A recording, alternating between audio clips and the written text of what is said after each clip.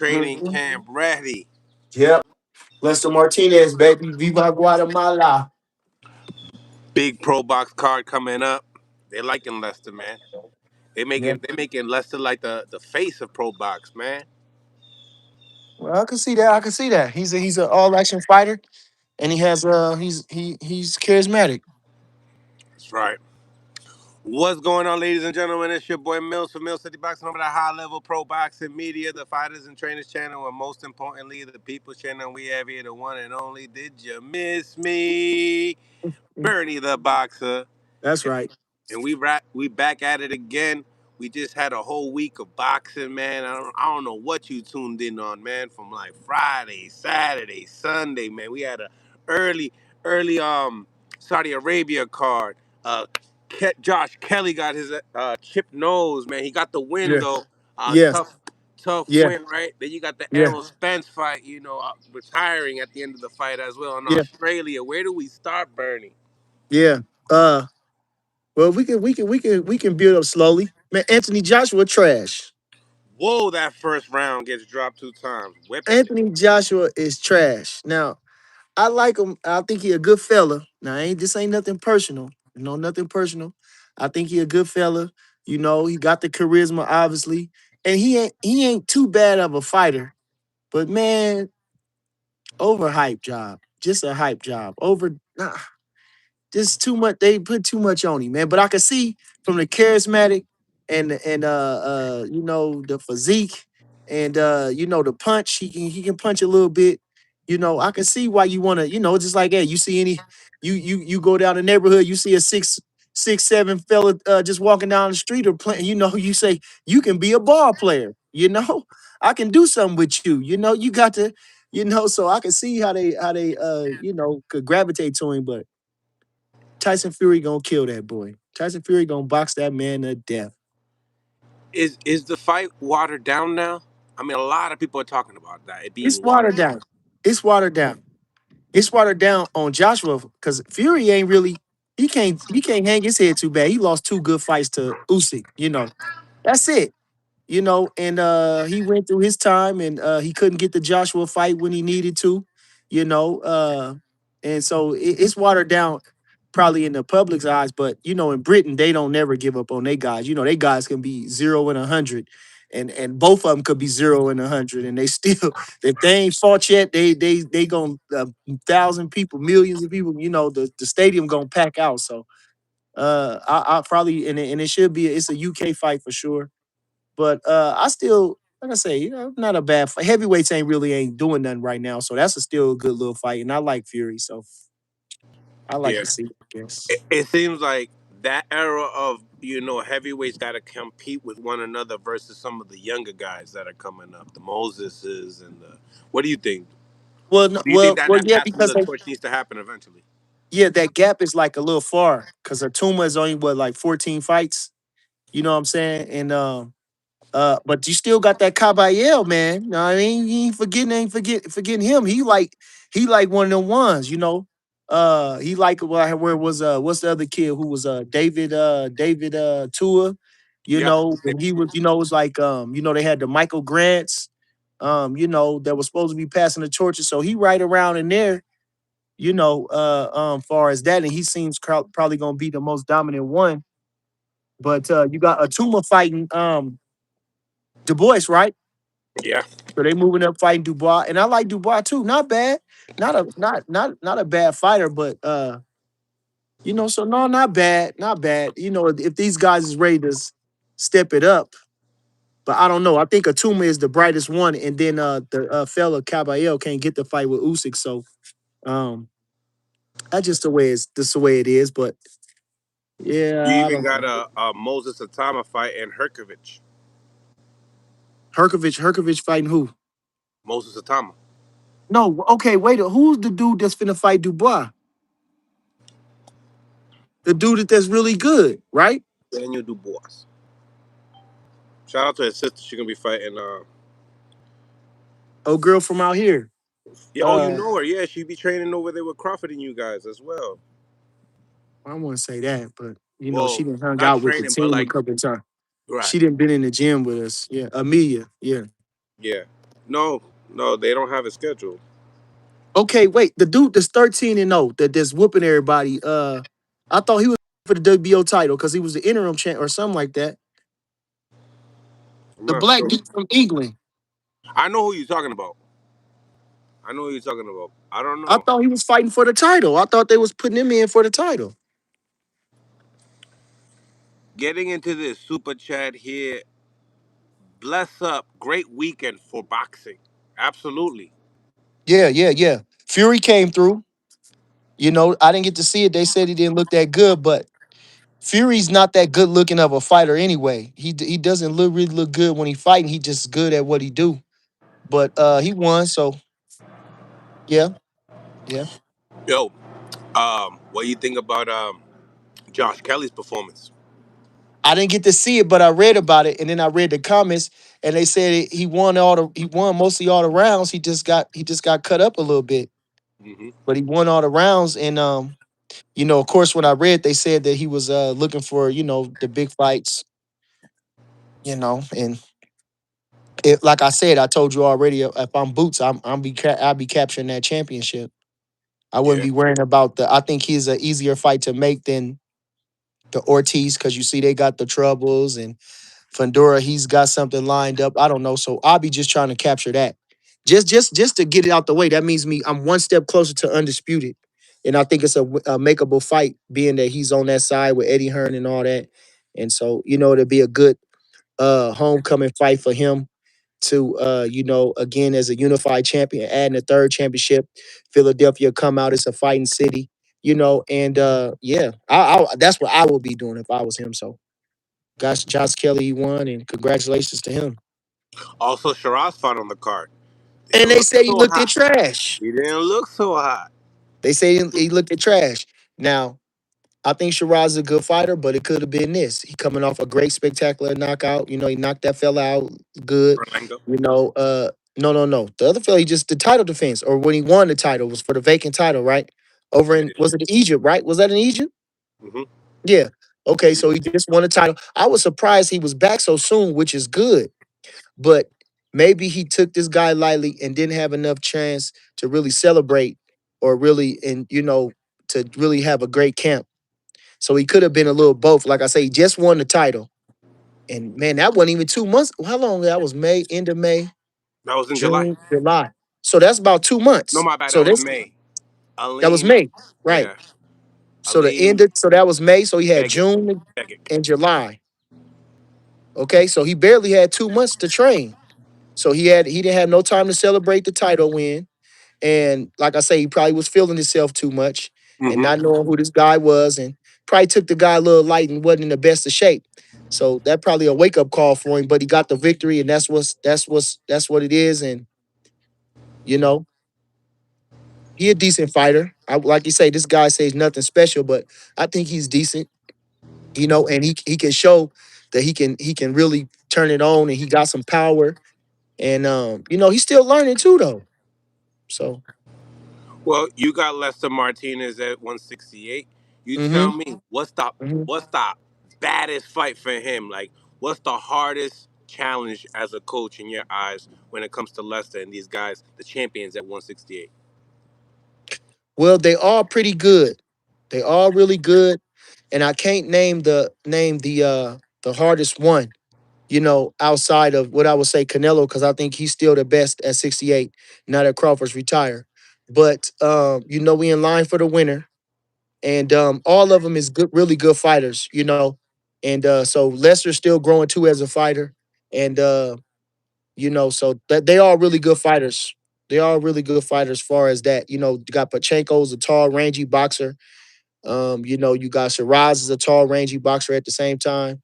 Um, I didn't see the I haven't seen the Cuban that they say can punch really hard. That the Cuban that's really good. I haven't watched him. So no, Mosley, yeah, Iglesias. yeah.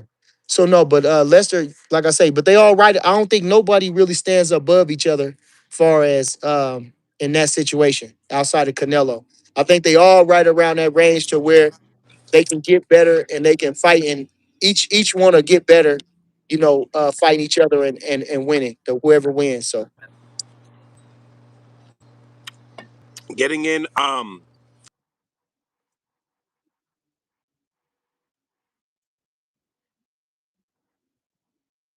yeah,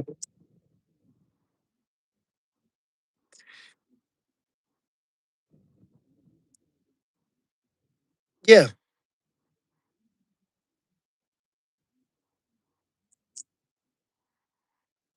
yeah.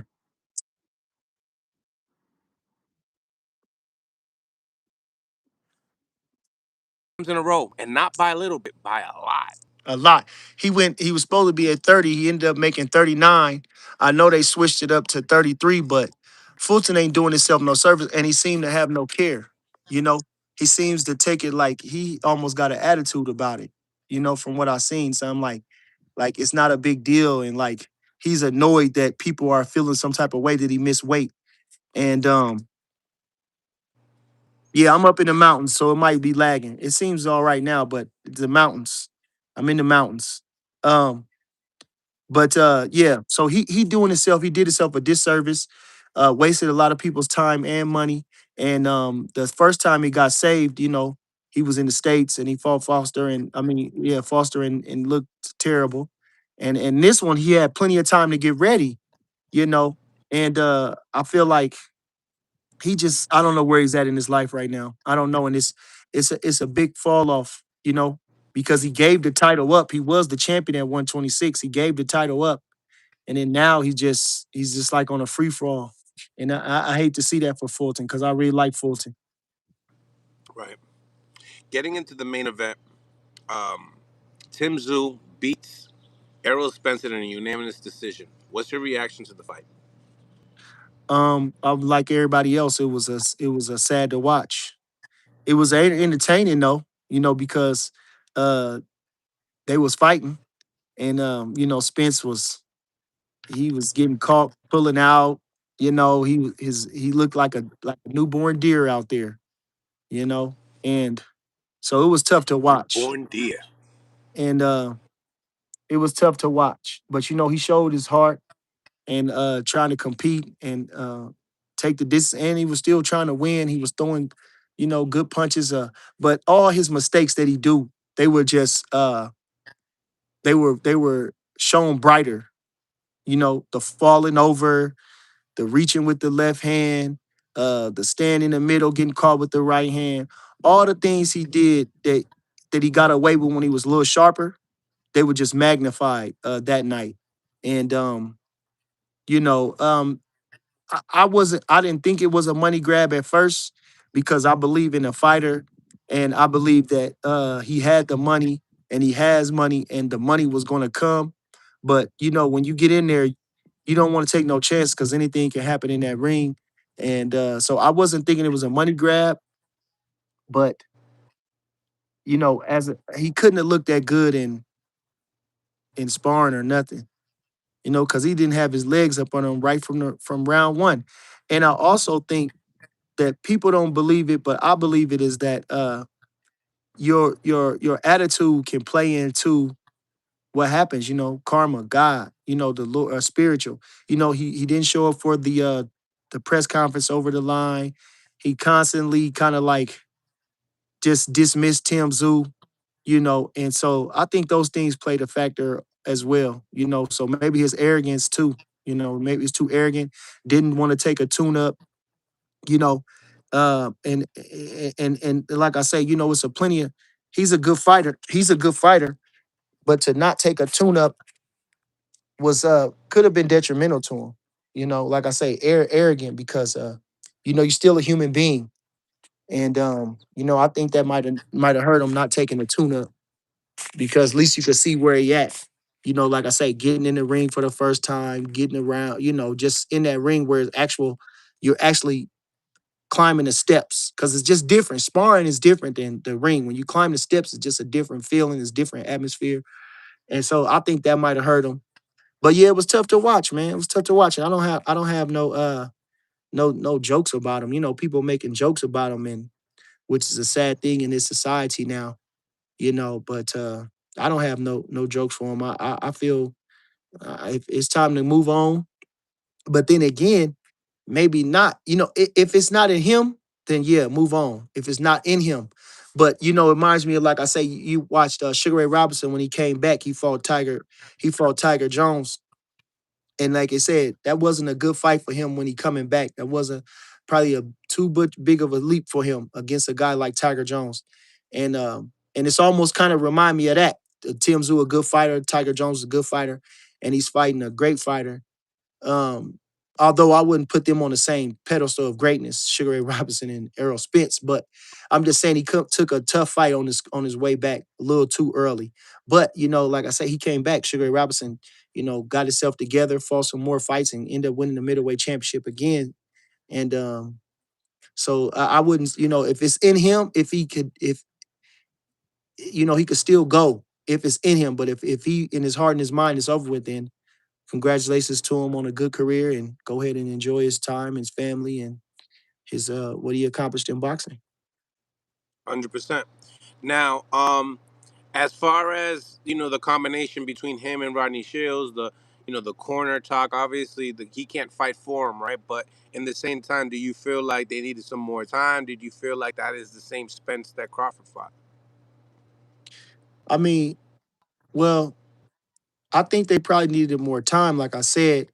And Rodney Shields being a veteran, I would if I don't know if he advised him to take a lesser fight, you know, even if they went down in Mexico in the shadows, somewhere to fight, Um, I don't know how that conversation went, but if I was Ronnie Shields being a veteran, such a veteran as he is, you know, and then I didn't like his instructions in the corner.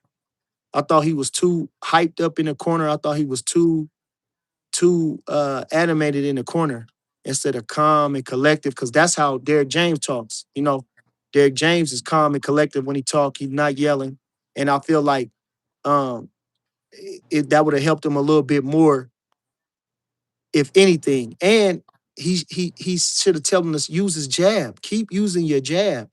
You got away from your jab, but like one of my young fellas was watching, he said, Bernie, but he was getting countered when he was using that jab. So Right it hand. made him hesitant with the jab. But he was also in the line of the fire with a right hand. He was in the line of the fire for the right hand, which he always been. But he always had that pressure behind that jab, that sledgehammer jab, and he always come in with that force and push those guys back.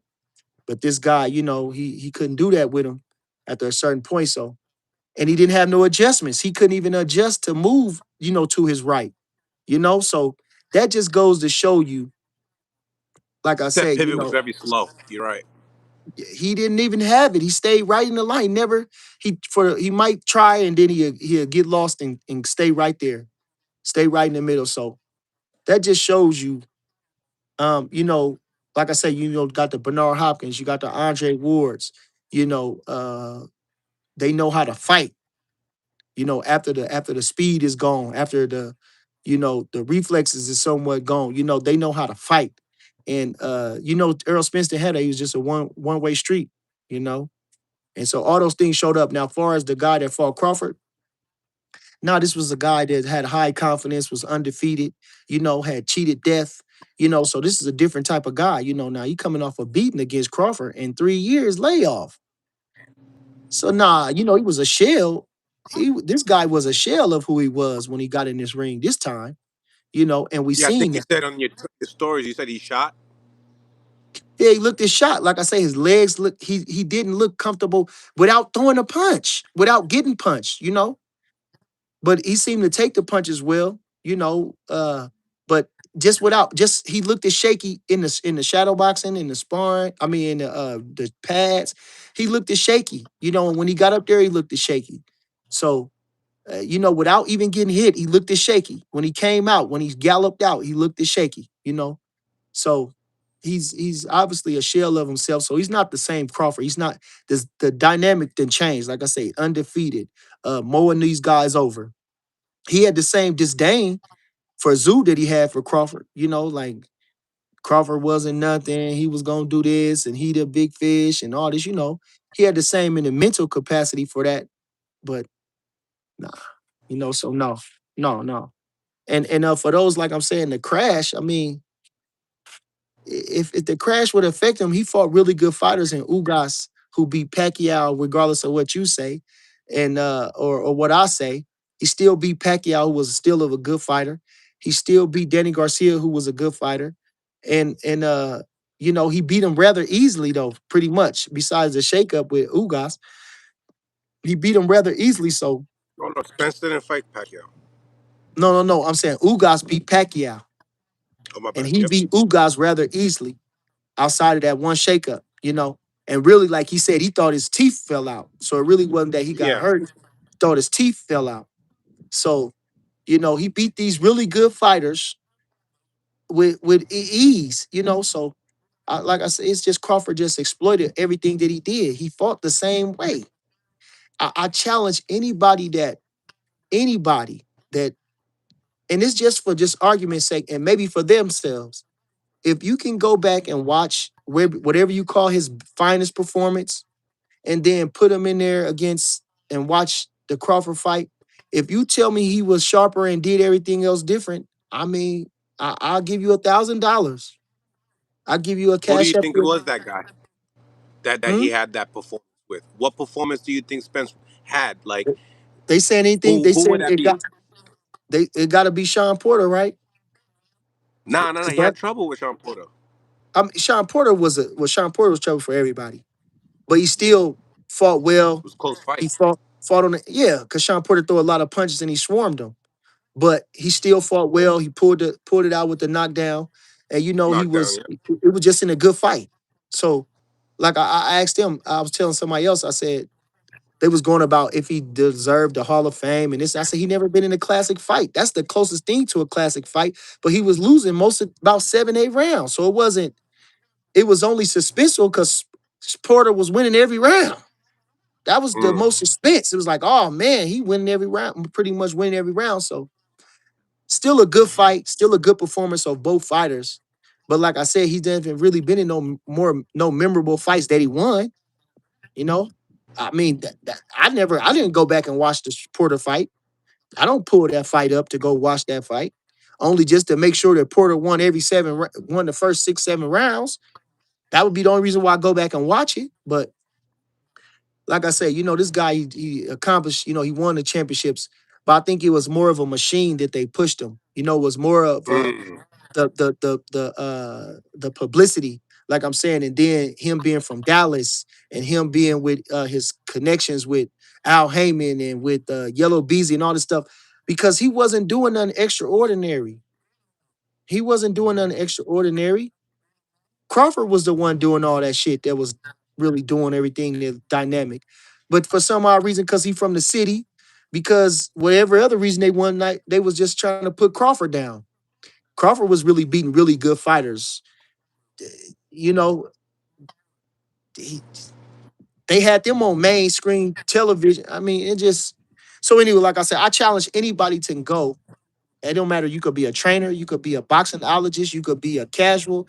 Anybody go and tell me what difference that man did the same. Even the swaying out the way when he just fought Zoo, getting out the way, he did the same way. He get out the way of punches the same way. It was just slower and more magnified. So I seen Two Tone. I think he the one that probably got you to say that.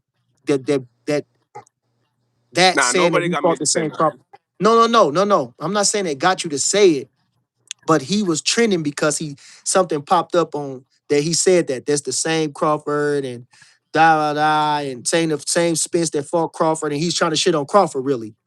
Two Yeah, Tone, yeah. so uh whatever, dog. What it is, it is. At the end of the day, where the chips laid, you understand? And Crawford is rising to the top, and that kid didn't.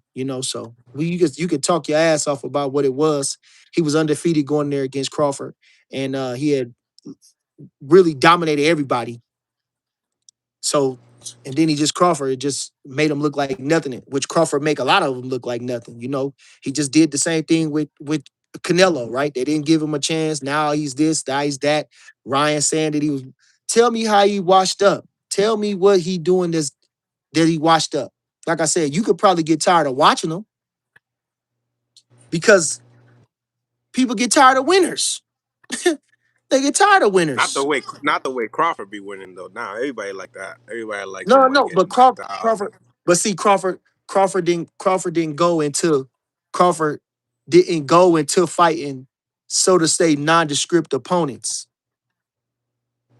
You know, Munguia, the other fella, like the Mm. fellas he's fight, William Skulls, all those guys. You know, he didn't go into that. Belengas, He didn't go into that mode to where you know he robbing the had to bank type of deal. basically, yes, yes, and at the end, what it would have had to do is if he would have did that and stayed, however it was, then it would have had to be the boots fight. That would have been the one to to get the people, okay, we seen you fight these guys, we know, so now you gotta fight this guy because the public is interested. You see, if Canelo would have fought Benavidez, earlier, then that would have the people wouldn't been tired of seeing him. But because he's going a distance with this guy, and the fight, he just doing the same old, the two step. He's not causing no excitement for real, So they tired of seeing him. So they say, oh, he not this, oh, he not that, So now, if he'd have blitzed them guys and knocked them out, which he did, he did the same old two step. So they say, oh, he's slower, he did, see that, which he probably was just chilling now because he didn't have no motivation, So, like I say, they get tired of you winning, and like I say, Canelo's still a really good fighter. Still was a great fighter when he fought. Just give credit, Crawford the credit. That's it. Just give him the credit. Just I don't know why that's so hard. Yeah. Um. And thank God, because he had that great performance with Canelo. If he didn't have that great performance with Canelo, how do you feel like the boxing world would perceive the fight with Crawford and Spence after watching this weekend's fight? Say if like that Canelo fight didn't happen, and you know how like social media be, you know. Well, I ain't worried about social media because see, this is the thing too, though. We giving too much credibility to social media. When you have other great champions bestowing this on you, that's what counts because they're actually winning. They're actually at the top. They actually being a casual, whoever that means nothing in the eyes of grading them as a fighter. That means nothing as grading them as a fighter. So nah, I mean, it was amazing performance against a guy like that. And this guy, like I say, okay, you got a guy like, let's say, we're gonna use Devin Haney for his example. Okay, he beat he beat Prograis, and that's his finest fight. But Prograis got his ass whooped for real by Zerillo the fight before. You know, Earl Spence. He had that good fight with Brook, and he had a lot of trouble with Brook, but he overcame. But Brook coming from 660 and busted up. You know, this guy's coming off the car wreck, which he didn't have no brain injury, right? He didn't have no broken bones. He lost his teeth.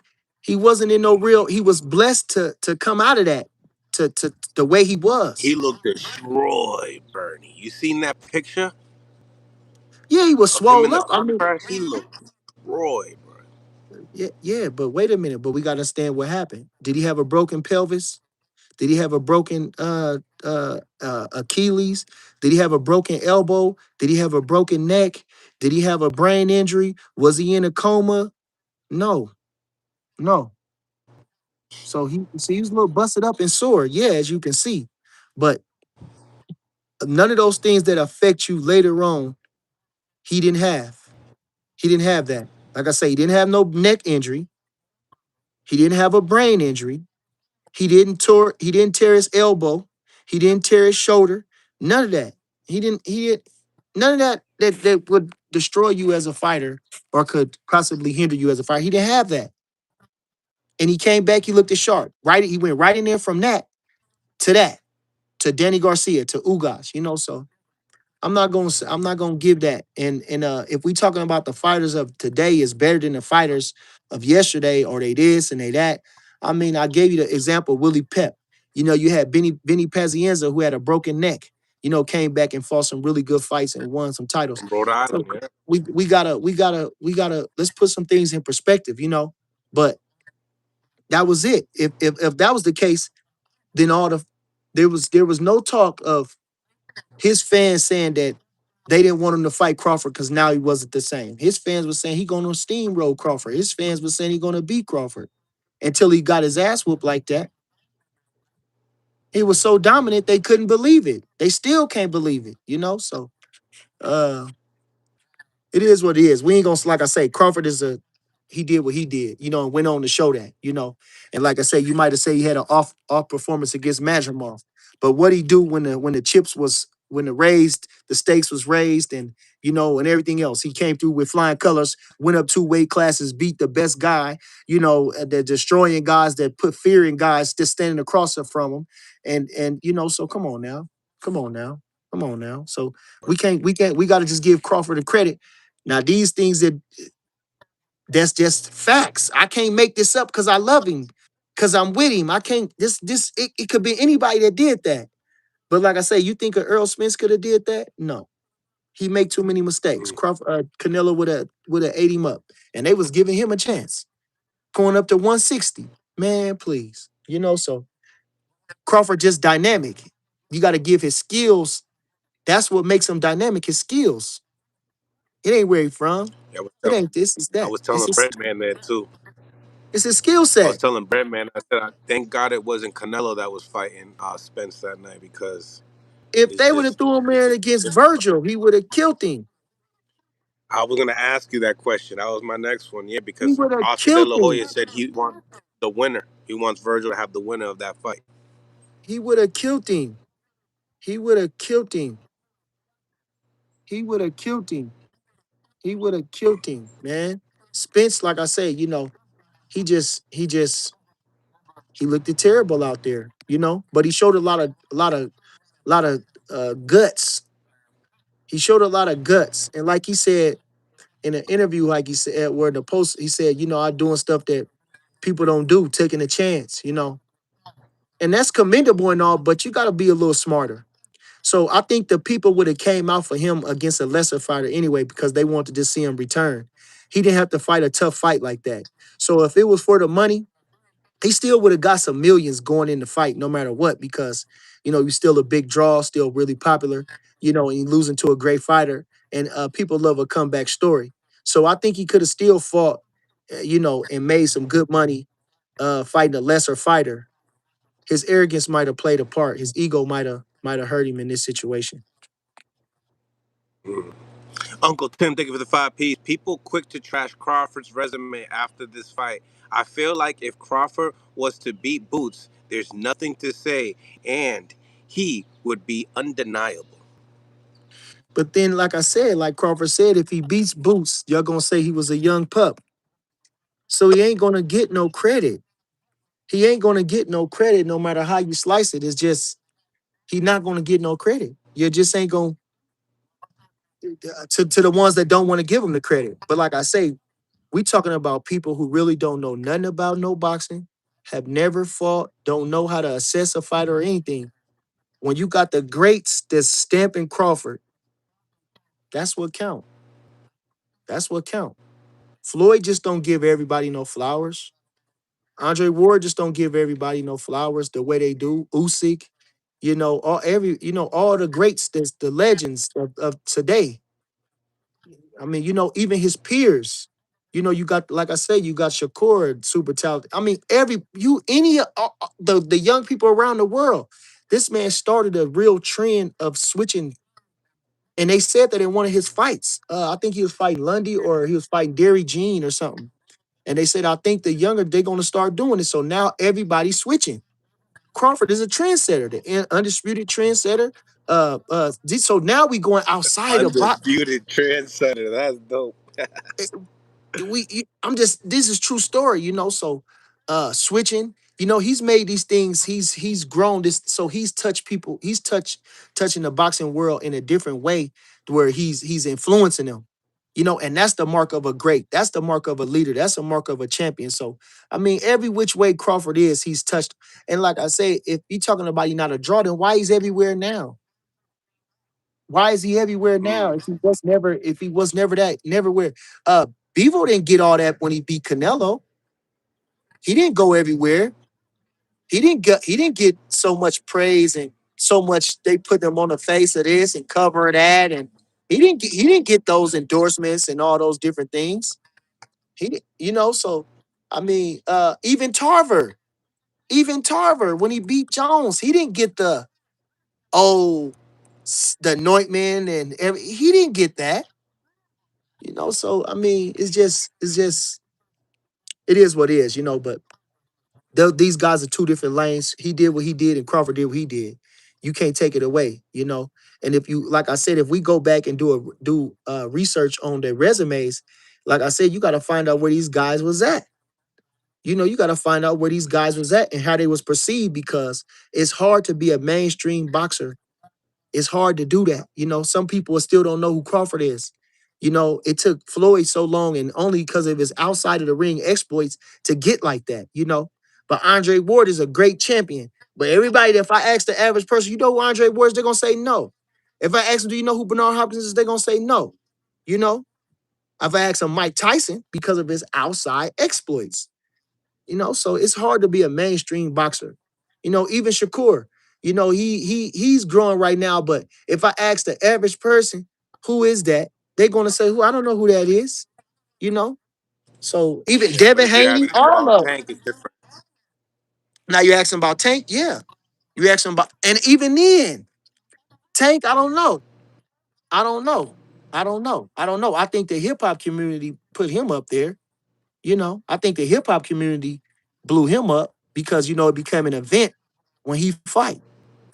Became an event when he fight. Even though Crawford bring out celebrities too, but he had the Mayweather backing, and again, they put the spotlight on him in a certain way. But shout out to Tank though. I can't take no away from Tank, and he delivered. He bring that charisma, he bring that drama, and he knocks you out, and in the ring. And so I can't take it away from him. If you got it, you got it, and Tank got it. But like I say, Crawford was. They tried to take it off Crawford. They didn't when it was manifesting. They shifted it away from Crawford and tried to do everything to bury Crawford. But again, you couldn't keep a good guy down. And like I said, he trending everywhere. He's trending everywhere. They looked him up. He looked somehow he was the most trending. He was the second trendingest person in the world. I think after the Donald Trump, after you took that picture with Donald Trump or something, he was the most trendingest athlete or person in the world. Yes. So it is what it Now, is. what about Tim Tszyu and his side of the performance? I was talking to Breadman. Breadman said that the way that Spence looked, Tim should have stopped Spence, but he didn't look that good either. No, he What's didn't your look that thoughts? good neither. He didn't look that good I neither. agree. And Spence was coming back with something where it's just when you thought he was gone. So he might have been a little worried that, he can get caught with something. But I think Spence hit him with a good punch. Spence couldn't hurt him. Um, so no, I don't think Tim Tszyu looked that good neither, but this might propel him to try to gain some of his old form. This win over a big guy, a big time fighter like that, and he might have showed him a little compassion and grace, and not trying to stop him too. Could be either way. It's either way how you look it. You got to ask Tim. That's a good question to ask Tim. You know, uh, um, Henry Armstrong said that Barney Ross, he asked him not to stop him, or Henry Armstrong gave him grace and not stopping the great Barney Ross. So sometimes great they fighters, they show you compassion off the love of being a fighter and who you was, and the respect of you as a fighter. So could have been either way, but he didn't look that good, no. But he survives another day to Do you fight. think that? You know, what? Do you think that? I mean, What? as far as him, showing compassion to Spence and not wanting to stop him. I mean, that's a big stage for Tim Tszyu. Obviously, he got stopped by a big stoppage by Marjo. I forget his name, but the Metrolife. Yeah. IBF champion. Yeah, Merz Yeah. Life. So it's just I, like, I think because he was just walking to him after a certain point. He was just walking forward, not using no jab, didn't have no fear of Spence. And it was crazy to see Spence moving and backpedaling like that, because that's not his style. But Tim Zoo, he probably need to work on his finishing skills, if you could say that. He probably need to work on So you his. don't think he was showing mercy? He tried. He tried to stop him. You think? I don't think he tried to stop him. I don't think he was in it to stop him. I think he was happy just to have him walking backwards and dominating him. And I'm sure like I say, he had a lot of pent up frustration because Earl Spence was not showing him no real respect in the lead up, you know. And so I'm sure he had, some animosity in there with it. But, so who knows? This would be a good thing to ask Tim Zoo. Um, your reaction when Spence said, "Yeah, it's time to hang him up." Yeah. I mean, yeah. He was already saying that he had one or two more left, before Right. the fight. And yeah, I guess going to his mode to where he don't take tune ups and everything. He probably in the mode to where if I can't fight at the highest level, then I don't need to be fighting. You know, so that says a lot about his character, and and his belief in himself, and so yeah, hang him up. He's 36, and he's went to the mountaintop. He lived the life. As far as if he was trending everywhere, he was, so it's really like, where do you go now? You know, and it's like, do you have that second surge, like Johnny Tapia or Barrera or Pacquiao? He don't have that second surge in him. To regain his form and to the love for boxing. He don't have that. So go ahead and enjoy his family. It was still tough to watch people talking about the money, and it's great to be comfortable. We know that. I mean, there's probably no better feeling than being comfortable. But from a boxer standpoint, I hated to see him go out like that. It was sad to watch, as a respect for fighters and a fighter in general, and especially a fighter of high esteem. And just to be out of his depth like that, wobbling around, and it was tough to watch. So I'm not upset about him retiring. And at the end of the day, he don't have nothing to hang his head about because it's hard to not to win every fight. All the greats at a certain point they lose. If you're great or you good, you're gonna losing is part of boxing. So you know to be able to make it out and to be able to have that's a dream, to be able to have that machine behind them, to be able to have them adoring fans, to be able to beat and fought in those arenas, to be able to hold all those titles, to be able to travel and do what he did, and now to be able to just live his life, because he's still going to get love everywhere he go, because even in defeat, he showed heart. He didn't punk out. He didn't quit, which is why they knocking Charlo. He didn't show no guts in there. And I think that's his biggest knock. He showed a lot of guts and all that. And he showed guts by going in there, fighting a guy like Zoo. He showed guts by coming out the accident, fighting guys like Ugas and Danny Garcia. He showed a lot of guts, and that's commendable, you know. And he had some really good performance. Like I say, Earl Spence looked good. He was a body snatcher. That great jab, he mowed you down. You know, and the people around. Like I say, his exploits with Mayweather in the gym. It's the gym, but still, he was in there with the great Floyd Mayweather. So he don't have nothing to hang his head. He was an Olympian. I mean, this guy come from from nothing. So to do that is hard to do, to do that, and to be able to have that light shined on you in a way to where your whatever you do, your charisma, whatever it is, made the public gravitate to you, or Al Heyman or whatever gravitate to you to take you to those heights. You can't hang your head. He lived a life and he only 36. He 36. He cheated death. I mean, he got a beautiful family. Shit, and like I said, most of all, he stood up.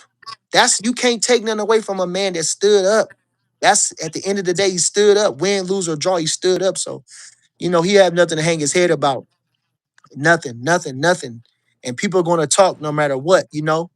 No matter what, you get they talk bad about Floyd, they talk bad about Canelo, they talk bad about Crawford. You it just people gonna talk.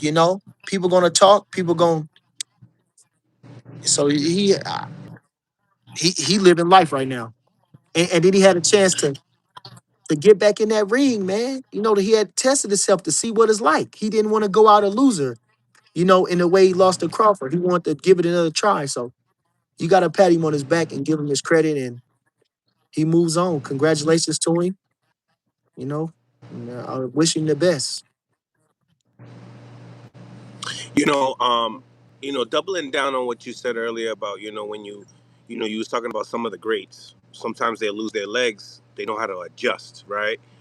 Overcompensate in certain different areas to be able to compensate by losing their legs. Um, I was talking to Bremen. Bremen's like, once you lose your legs, you lose your power, you lose your explosiveness. Yeah, Um, you know, when you seen that fight, did you exactly seen those exact things as far as he wasn't going to be able to perform at a high level after his legs being like that anyway. no, because he couldn't really sit down on them body shots like that. And your power come from your hips and your legs, like he was saying, and your leverage too, and your shoulders when you're throwing a punch too, your leverage. So nah, like I say, it was gonna be a long night. Once he came out and he galloped out and he looked at shaky, I was like, oh man, oh man, oh man, yeah, Tim Tszyu says 160 pounds is his new weight class. How do you feel like he does at 160? fine. You know, uh, I know he was Really? not saying killing himself to make weight, but he was a 54-pounder, Mill. He only went up one weight class. He wasn't a I just 47 think the pounder. guys are big up there, don't you think? Now, what was crazy is that when they was face to face at the face off, for the instructions, Spence looked it big compared to him. And then as the fight was going, then Spence looked it small. Man, I was Right. like, From round wow. one. Yes, he looked at Spence And looked at Spence gave him the ground. Were you surprised at that too? That he just gave him the ground right from the beginning? he didn't have no legs. He didn't, I mean, he tried, but he couldn't do it. He tried, but he couldn't do it, I said he tried, but he couldn't do it. But I seen the only other time I seen him doing that was against Lamont Peterson. So I knew he could do that, but he didn't have to, you know, when he kind of danced on his toes a little bit against Lamont Peterson. But, so I knew he could do it. And a lot of times those guys try things in the sparring sessions and they spar different. But when it come Mm. time in the fight, they want to do where they feel comfortable at, where and he was comfortable mowing guys Right, down and like he didn't have Ronnie to. said, move your head. He's not used to moving his head. And he never moved his head on the pads or nothing. When they were showing him, he wasn't even doing that. So to say that, I would use him to block punches, catch the punches with your gloves. You're not gonna move your head, catch the punches with your gloves, you know, catch them, Pretty knock them much out the like air, Suzu was doing. Yeah, that's what I would say. But Ronnie, I didn't think he was giving him great instructions from what I heard. He was yelling at him. He didn't really give him no good instructions. He wasn't telling, well, he's doing this. I didn't even hear him say, and a lot of times they really wasn't going to his corner. But like he wasn't even telling him like stay out the way, step to your right, or catch the right hand with this glove or nothing. He didn't give him really no real good instructions, which is surprising for a legendary trainer like Ronnie Shields. Do you feel like it's like the saying that they say you can't teach an old dog new tricks? No, no, I ain't gonna say that because Barrera he changed his style. Gaddy went back to his style. When he was a boxer, he was an underrated boxer. So no, it's all in on the fighter. It's all in on the fighter. Them are two great They really want fighters, it. two that I can point to. You know.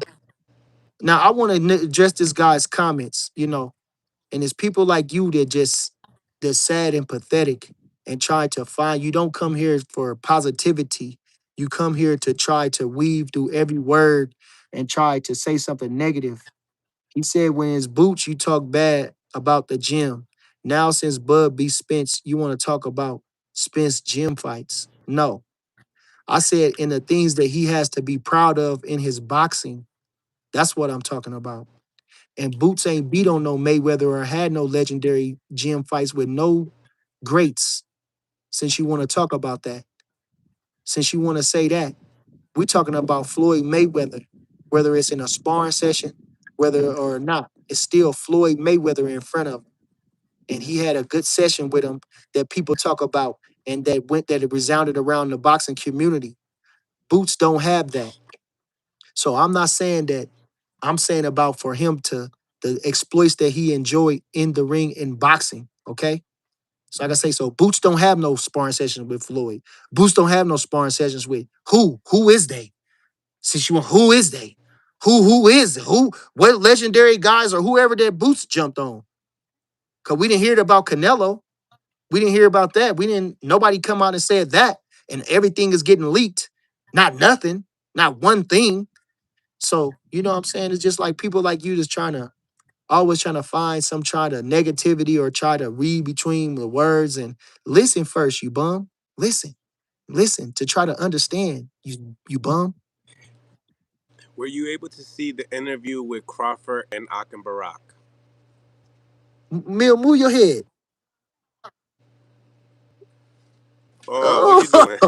oh, oh, oh, oh. Mill, see, that ain't the pool girl, is it? Mill, she cleaning your pool? Oh my God. Mill, see, you got them just playing around in the pool? Okay, I like your style, son. Okay. Now, what'd This you say, guy, Mill? What'd you say, Mill? Go ahead. What'd you say? fucking birdies. Ah, you got me forgetting about what I said. I thought it was a good question too. I thought, fuck. But Probably then was. they, oh shit. I said, were you able to see the interview with Akin Barak and Crawford? That's when you Yeah, I know that watched. shit's bad. I said, yo. That's when you know that shit's bad. I said Crawford. You said Mills, move your head. I wanted to make sure what I was seeing. I seen them legs in that suit. And I can still look. I'm looking. But I did watch a little bit of it.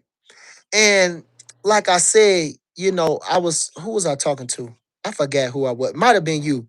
I forgot who I was talking with. Oh, I think it was Marcus from Fight Hub. But I watched it and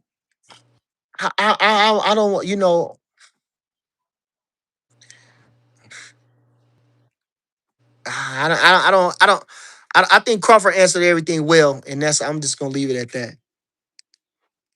Mm, okay, well, what obviously they talked about Boots. They talked about Haney. He said that Haney he will fight anybody. You know, in the same time, he said that you see that Boots, left the division when he went to the division. And a lot of people looked at that was like, yo, why is he saying that? Like, is he saying that people were saying, is he making it seem like Boots was running from Devin Haney? I don't know if you got any of those any clips Well, of I heard people him. Yeah, I saying, heard. but Yeah, I heard him. No, I didn't hear no clips of people saying that, but he was just pointing out a fact. He just pointed out the fact. He just pointed out that fact. But Boots was already rumored about to be moving up. You know, and then obviously Devin Haney moved up, and he was interested in taking the Boots fight, but he wanted to be at 147, like he said. And, they wanted at 152, and he never even fought at 147 yet. So, uh, I don't know. And if I'm Boots, I don't want to give up nothing against Devin Haney. He a good fighter. I don't want to drain myself. And if I'm drained to fight a guy like Devin Haney, that's probably fighting in his proper weight where he's strong and healthy and happy. And me, I'm struggling, against a guy like Devin Haney. So Boots probably didn't want to give himself a disadvantage in that situation. And Crawford just pointed the fact out that that's what was happening. So I don't know if he was really running from Devin Haney. But Devin, like I say, Crawford is a always had a lot of respect for Devin Haney. And even when I was critical of him, we used to have little arguments and things about that. So, and I've said this on numerous occasions, so he has a lot of respect for Devin Haney. And, I can't take nothing away from Devin Haney, as far as him saying he'll fight anybody. I mean, I don't have that. I don't feel that in a sense that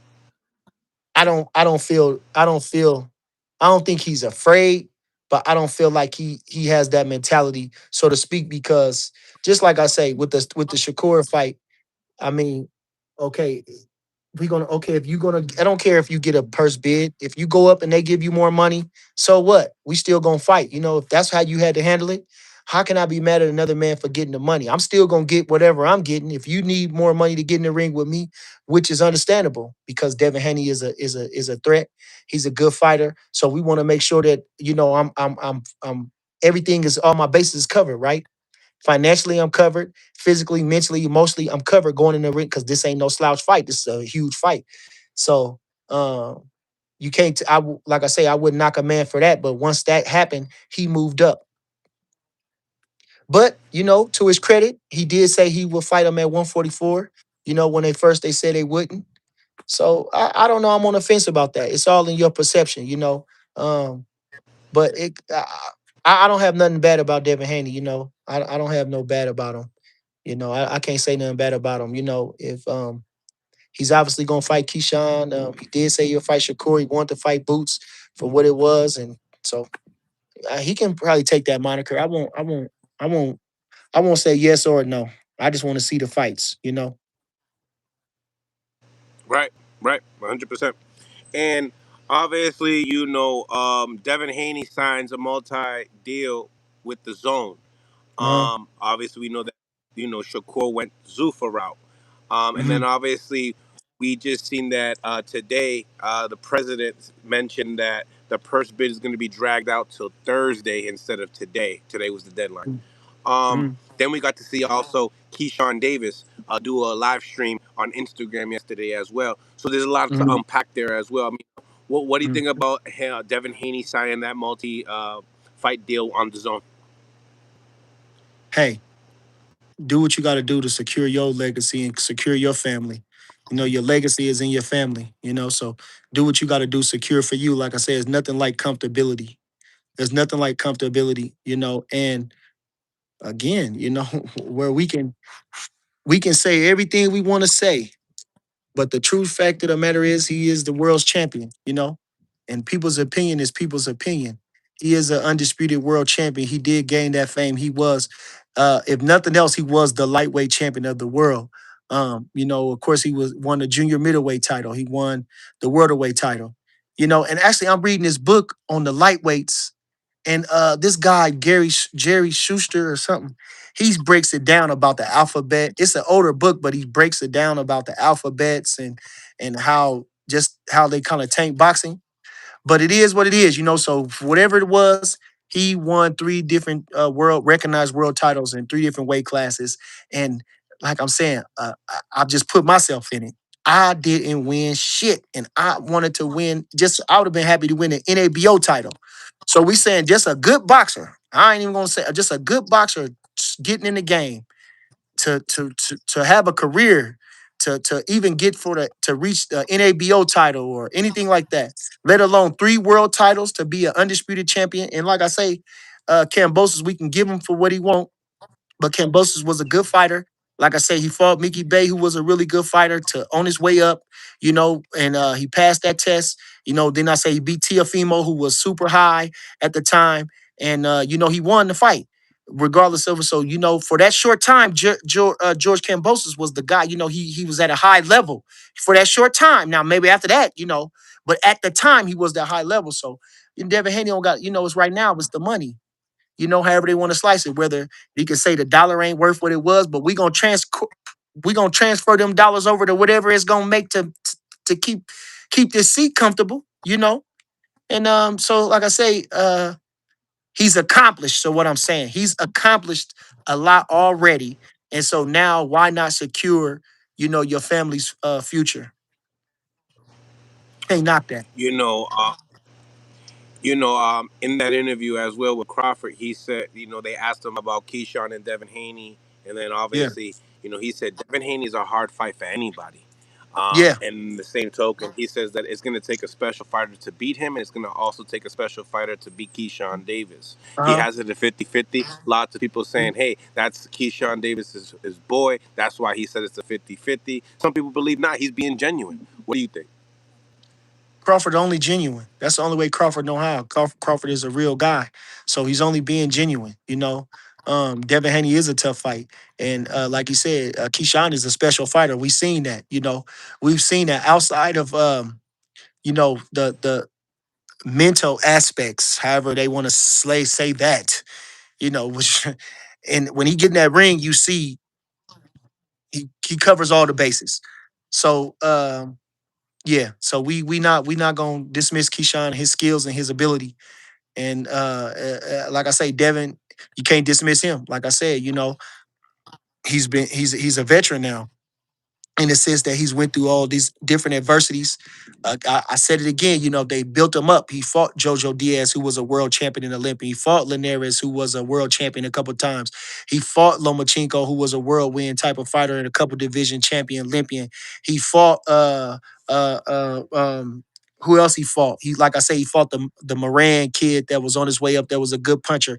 He fought the Gamboa, and just getting up them steps and looking across at a legend or this guy, is all getting him ready for this time. So, he fought a young stud in Brian Norman who would knock you dead. He got in there with a guy like Ryan, who's a huge, a good puncher, great speed, so he's a veteran now, and not only the attributes that he has a good jab. He's strong. He goes to the body well, as they gave him a lot of praise from the Lomachenko. He moves well. He knows to tie up. He knows how to punch when the right time to punch. How he dropped Brian Norman. So these are all attributes that we can't be discounted, which makes Devin Haney a hard fight. You seen him in the sparring sessions, regardless if it's sparring, you seen him getting down with Tank, holding his own. You seen him holding his own with Shakur Stevenson. You seen him doing these things, so you can't take away Devin Haney's skill set. And whether you love him or hate him, whether you like him or not, and that's it. So Devin Haney is he ain't there for no reason, you know. He ain't there for no reason. And just like any other guys, um, um, they ain't there for no reason. So you might not look at them as nothing, but when you get in there, it's different. Like I said, is different. And you can talk all that stuff till you get in there. And I've been there. I've underestimated people. I've looked at people and said, he can't whoop me. And I got in there. He's faster than what I thought. And Crawford will tell you that. Crawford even said it, he a mean machine. His timing, he's not known for his timing, but when you get in there, his timing, Madrimov, his feints, you know, all these different things. When a guy gets across that ring from you, you don't know until you get in there, and so they didn't get there by accident, and if I could say a guy like that, if you want to say a guy got there by accident, then I would Berlanga be the closest like to that I could say off the top of my head, like he just not that guy like that. He's not. He's like really a machine, like really a hype job. But and no disrespect to Berlanga, I'm not saying. I'm just saying it as in things have the way they played out, and like I said, But no, so Devin Haney a good fighter. Can't take it away from him. I just want to see those guys mix it up, and the fact that they getting the money is gracious, is good. It's really good. And I want to say this too because the money is not everything, but it can help with a lot of things, as we know. And money make the world go round. I watched last night. I watched Emil Griffith, Benny Kid Perret, the documentary Ring of Fire. So if you don't got nothing to do, go ahead and watch it. He killed Benny Kid Perret in their third fight. He won the first fight, lost the second fight to Perret, who was a Cuban, and then he stopped him in the last round. I mean, in the 13th round or something, knocked him out. Ruby Goldstein probably let him take too many punches. But anyway, Perret died. And the family, they was fighting over the money. The mama wanted to take everything from the wife. And it's just, just never know what's gonna happen in that ring. One punch can be too much. So the money is important, and for him to be able to get that money and to be able to set up his legacy and to be able to live a comfortable life and hopefully get out of there is a great thing and a wonderful thing. So I'm happy for him. Shakur doing the same thing with Zufa. Show me the monies, like I said, with Jerry Maguire. You can't knock those guys, and they already accomplished so much. But from a fan's perspective, we want to see these guys mix it up. And as a fan, we deserve, which is the important that, they buy the pay-per-views or they tune in and they watching everything that's said about you and they're supporting you in so many other ways, to keep your name going, that we deserve these fights, at least to make them happy. Now on Keyshawn Davis's live stream yesterday, he said a lot of different things. He's saying that, he's responding to Bill. Bill's saying that, listen, you're ducking your manager, you're ducking your promoter, and Keyshawn's saying, what do you mean I'm ducking my manager? I'm ducking my Right, promoter. We got a right. first bid today, and he knows exactly who's gonna bid on the first bid. He believes that Top Rank. I believe that he believes that is going to be bidding for this fight. Lots of things, but in the same time, Bill Haney saying those things, and then Keyshawn saying the purse bid, hearing Gustavos saying that it's being pushed till Thursday. I mean, what do you think is going on? Well, they said it's moving till Thursday. Keyshawn is I You won't say signed a he's a DAZN deal. You signed a DAZN deal, and we were about to go to purse bid. Why couldn't we make this fight happen? Why has it got to go to purse bid? instead of the zone just picking it up. You signed a multi-fight deal. And they work together with Top Rank too. They didn't work together before. Those are business things that I wouldn't know. But like I said, I was listening to I listened to Keyshawn. I tuned in at I think you had posted it up. That's how I seen it. And again, some things Bill might be saying just to get underneath people's skin, psychological warfare. And so we have to distinguish the two. They say silence is golden. So just let them talk. And I think Tim Tszyu just did that. For all the disrespect that Errol Spence showed him, he never got rowdy or really complained about it. He kept quiet and he showed what he did in the ring. So sometimes silence is golden. Keyshawn does, he can talk outside the ring, but most of his best talking is in the ring. And so, we just have to let's see how it happens. And really, Devin them, they really ain't in no they cannot back out of this fight. They cannot drop that title because they didn't. Bill has done so much talking.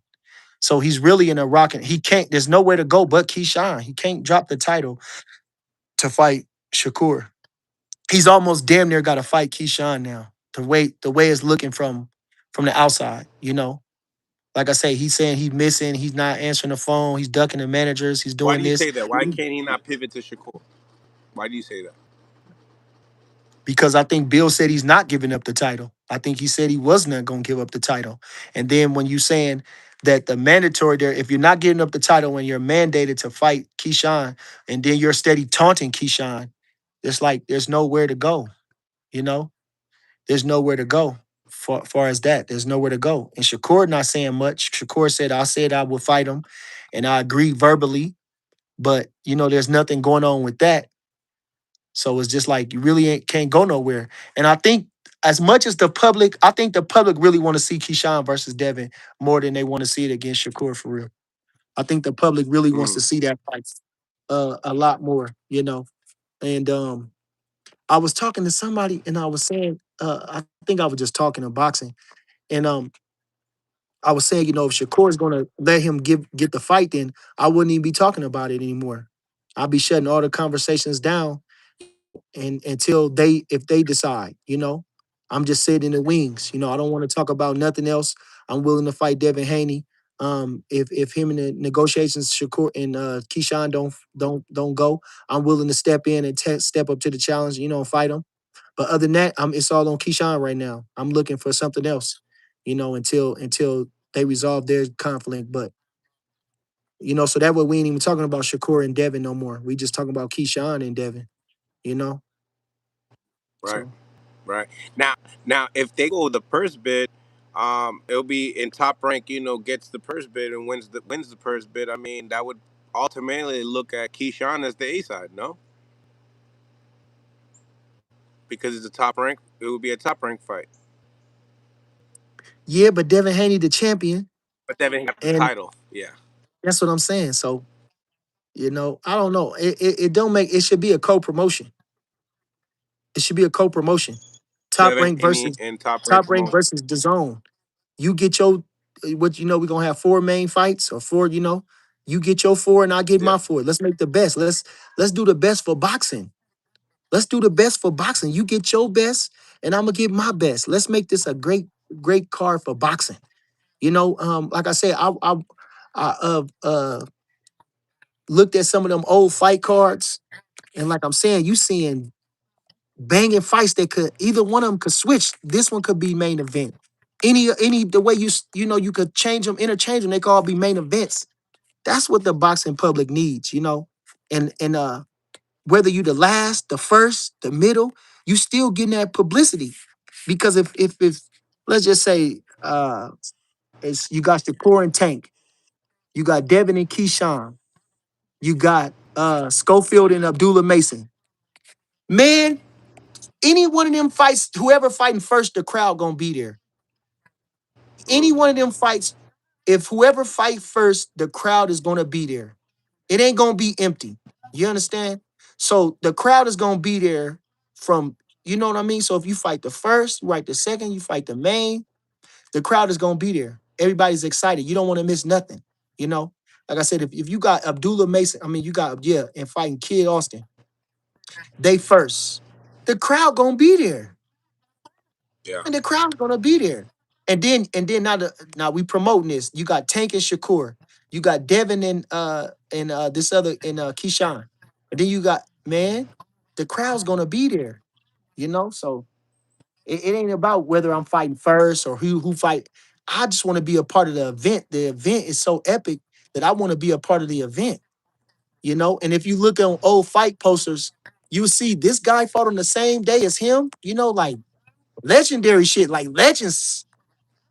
So I don't know. That's what I would like to Yeah, they see from normally those put guys. those posters on the shirt. Yes, But yes. yeah, And what made me what drew my attention is when we was at the Madrimov fight, somebody had on a shirt like that. I was like, all them people fought on the same day. I was like, wow. And then I can go back even further. Um, like the Carnival of Champions way back. John L. Sullivan fought Jim Corbett. Jack McCullough fought, I forgot whoever the guy was, and George Dixon, the featherweight champion, fought Jack Skelly. It was called the Carnival of Champions. Even further, when either it was Tex Rickard or Mike Jacobs, they had back in the 20s and the 30s, they had the Carnival of Champions. You can research it and see who was those guys on the Carnival of Champions. You had the great middleweight champion, the great lightweight champion, the great heavyweight champion, the great welterweight champions, all on the same card. Carnival of Champions. Let's go back. Let's do our history. They promoters. Do they do their history? They not doing it. You got to go back to Tex Ricker. You got to go back to Mike Jacobs. Go back to these guys that started this shit. You know what I'm saying? Go back to Doc Kearns, who was a great manager and a promoter. Go back to these guys, man, and take some of these and pull some stuff out their hat, man, and bring some stuff back. Bring the magic of boxing back. I love it. Hit that like Get over button, on yo. me, Matt, man. thank you for the 5 piece. As a Texan and a EJ fan, I appreciate your acknowledgement towards EJ's career and details that happened during his boxing journey. Well, I just want y'all to Shout out know to again, I Matt. love boxing.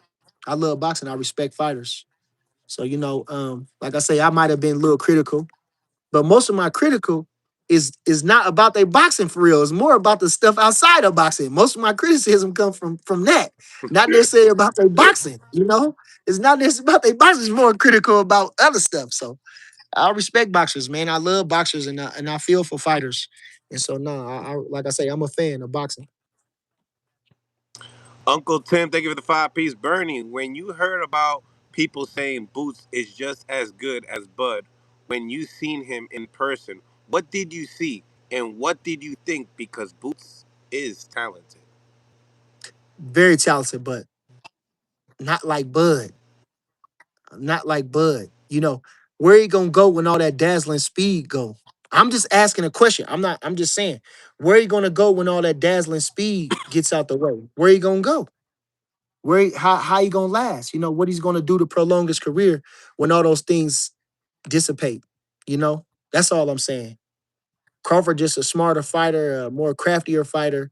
You know, Boots has the appeal, the cosmetic appeal. I just don't think he's nobody beats Crawford. Like I said, you the only people you can even dream about beating Crawford is King Kong, Godzilla, and God himself. After that, you know, it's hell to pay. And the only one in this realm that would say that is Floyd.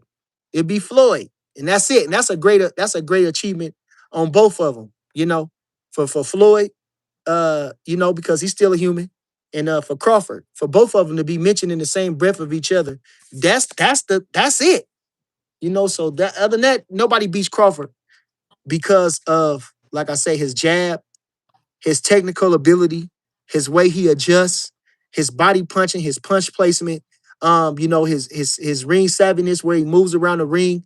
Those are the things that makes Crawford uh like I say, to put him in those categories with Andre Ward, to put him in those conversations with them conversations with Bernard Hopkins, you know, Floyd Mayweather when he turned into money, you know, those are the things that's going to last you in boxing. That you know, outside of your talent and your athletic ability, when those things fade, where do you go? And I'm not so sure Boots has that, and that's what I'm saying. So even though he's a tremendous talent, and I like watching him, like I said this too, when you started to put him against Crawford, that's when I kind of get a little, you know, like I said, if you say Floyd, okay, you know, some like a technician like that, I'm understanding. But anybody else, and it's okay if you believe that, but we're not going to go into demeaning Crawford and he will beat the hell out of Crawford and he will stop him and he did. That's where I'm going to get offended at, you know. But far as a challenge and everything like that, I think he will offer some, you know, he got some things to trouble anybody, like Crawford said. But far as beating him and far as the longevity as a fighter, I'm not so sure yet. Alan Day, thank you for the 5 piece. Key has more leverage than we think. What's better for Haney? 65% of a $10 million purse or 75% of a purse bid that values the fight at just 2 million? I don't know, but the fight is definitely worth more than 2 million. And I don't think Keyshawn has the leverage. Keyshawn doesn't have the leverage. You know, like I say, Devin Haney's put in more work. He can't have more leverage. Now, Key is the shining star. He's the charismatic. You know, he has the better, more appealing fighting style. But you know what I'm saying? You just can't go to, you know, you just can't start your first day on a job and or your first 2 months and go to general manager. You just can't do that. You know, regardless of what it is. It just don't work like that, you know. And for all intents purposes, Keyshawn Davis, he won the world championship, but he never defended the title, you know. So those things they start to add up. You know, Devin Haney is a three-time world champion, three-time world champion, and to be honest, maybe he made one defense of the lightweight championship, and he ain't defended. He didn't defend the 40-pound title, Loma. and he didn't. Yeah, and he didn't defend the welterweight championship yet. So, you know, but the thing is, he still won. He had the bigger fights, and he's won more titles in different weight classes. So, I would definitely give the edge and leverage to Devin Haney. But Keyshawn is a, Yeah. like I say, you know, and everything is it's a big fight because he's fighting Keyshawn. If he's fighting anybody less than Keyshawn or Shakur, it's not such a big fight. Him fighting Keyshawn is a bigger fight. Well, except Ryan because of the controversy. But far as clashing in styles, Keyshawn is it's either Shakur, Keyshawn, or Tank. It's either them guys that brings the style out to where the high level boxing is going to be on display, and the wittiness of each boxer to prevail is going to cause a lot of intrigue.